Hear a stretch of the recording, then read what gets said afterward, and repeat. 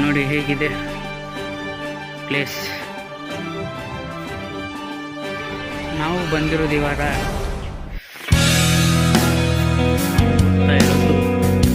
ನಾವು ಬಂದಿರೋ ಪ್ಲೇಸ್ ಇದು ಕನಕದಾಸರವರ ಪ್ಯಾಲೇಸ್. ಇದು ಹುಬ್ಬಳ್ಳಿಯಿಂದ ಸುಮಾರು 50 ಕಿಲೋಮೀಟರ್ ಇದೆ. ಈ ಪ್ಯಾಲೇಸ್ ನೋಡ ತುಂಬ ಚೆನ್ನಾಗಿದೆ, ತುಂಬ ಇತಿಹಾಸವುಳ್ಳಂಥದ್ದು. ನೀವು ಕೂಡ ನೋಡ್ತಿರ್ಬೋದು. ಇದು 15 ಕನಕದಾಸ ಅವರು 15ನೇ ಶತಮಾನದಲ್ಲಿ ಇಡೀ ಜಗತ್ತಿಗೆ ಮಾನವ ಕುಲವೇ ಒಂದು ಅಂತ ಹೇಳಿದ ಮಹಾತ್ಮರು.